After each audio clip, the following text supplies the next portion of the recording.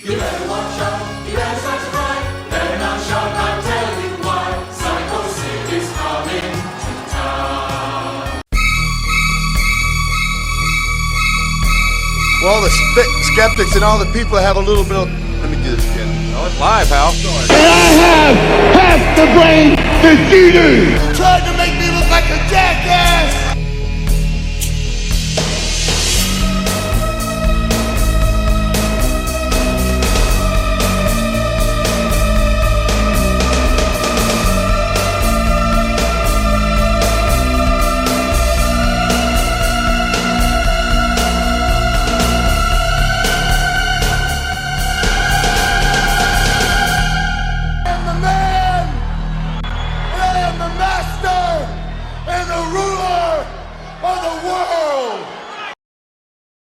Hello, everyone, and welcome back to the 27th edition of I Don't Know Shit, the Life and Times of Sycho Sid.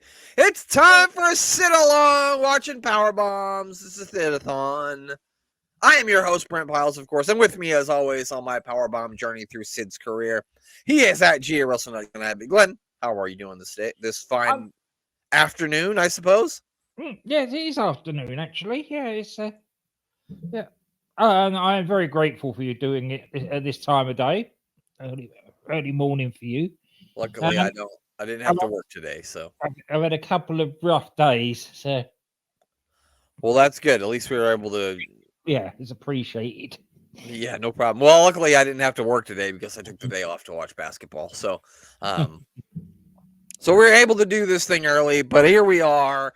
It's time for some more Sid in Memphis. And this week, he's going to be taking on a couple of WWF Superstars while he's in Memphis.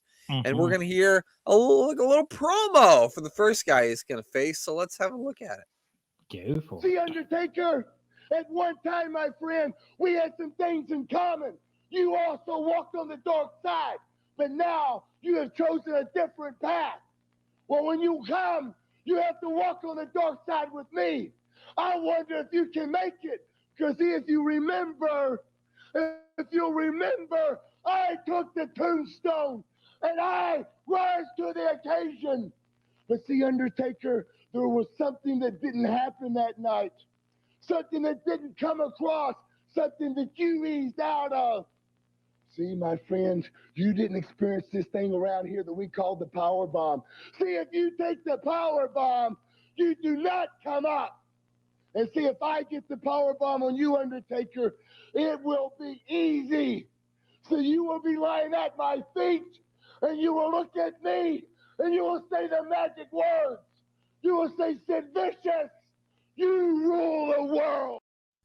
Not too many men can talk about having a match with the Undertaker and say it's easy. Yeah, he's going to power bomb him. Yeah. Sid's one of the few. Yeah, definitely. I still don't think it's going to be easy, but little these people know in Memphis that they're about to see a WrestleMania main event right before their eyes. Mm-hmm. And this is, what year is this? 1995. So we're still a couple of years away from that. But they've already had a couple of feuds back in 91. Yeah, they are. Yeah, I think they already had a little bit of a feud in 91. Yeah, because I think Sid's first...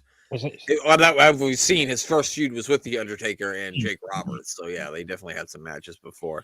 Yeah, I saw them live in a house show. Oh, and that too. There you go. Yeah, beat the crap out of each other with chairs. Oh yeah, you have told us that story. I remember that. No power bombs involved in that one at all. Just powerful chair shots. Just powerful chair shots. All right, well, let's have a look at some highlights of the match. The Undertaker takes on the USWA champion Sid at the Mid-South Coliseum. Look at the grim Undertaker here, back in the old days. It's always weird to me to go back to the times when they didn't turn the lights down when the Undertaker came out. You're just so used to seeing the lights come down that when you don't see it, you're like, oh, this is weird.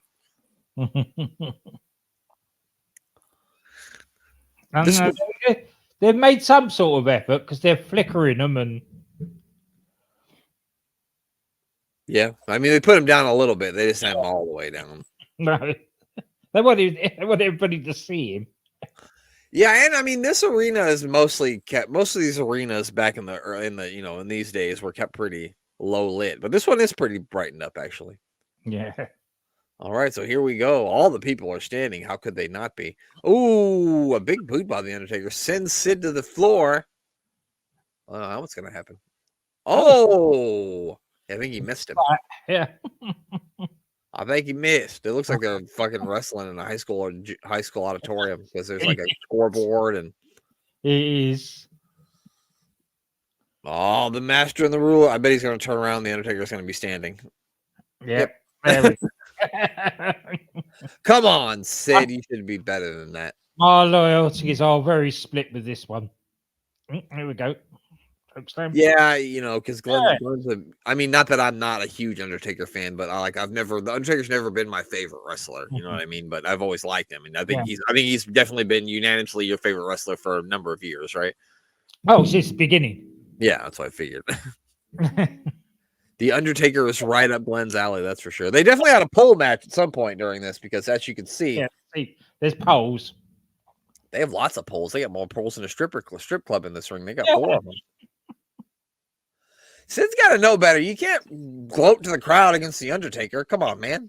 This is Jerry Lawler booking, so there could have been some weird 4-pole match or something. Yeah, like a tuxedo pole match or some shit like that. Oh, the big clothesline by the Undertaker. Uh-oh, things are looking grim for Sycho Sid here. Mm-hmm. You can fuck around with a lot of people, but you can't fuck around with the Undertaker Sid. Sorry. No. There we go. This time. Here comes the tombstone. He's up and he's down on those beautiful blonde curls. Mm-hmm.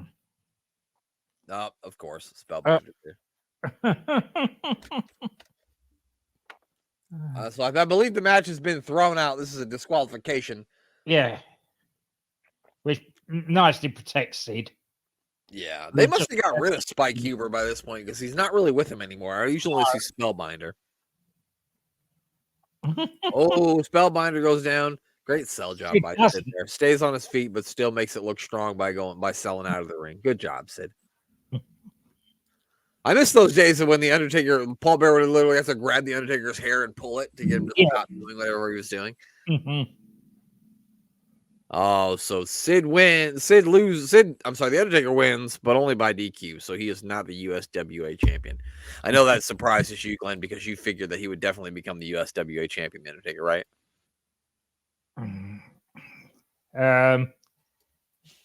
If I'm taking kayfabe, I go, oh yeah, but I knew the results, so no.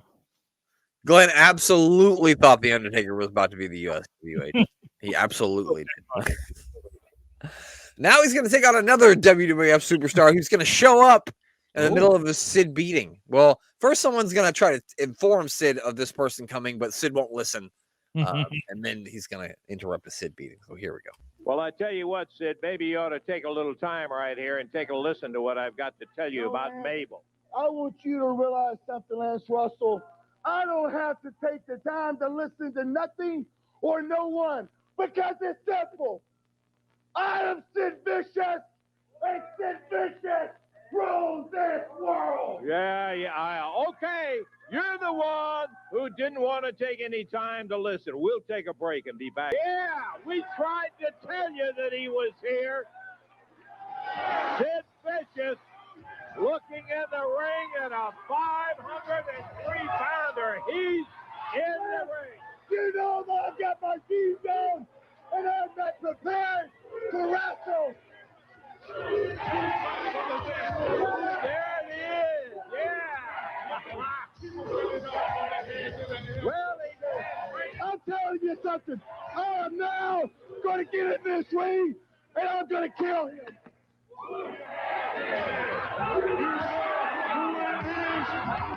Sid heading to the ring. Mabel, men on a mission. Standing in there saying, come and get it, big guy. Let's see this unified champion. Here comes Lawler, Buddy Landell. They're pulling Mabel back as Sid being held by the Phantoms, the Spellbinder, the Shadow, Ali bin Khan. He's up in the ring. We're going to see Sid Vicious in action right now, David. Oh, look at that. He almost got to him. Mabel took a shot at him. He didn't get him. Oh, look out. He's in there. Now they got him apart again.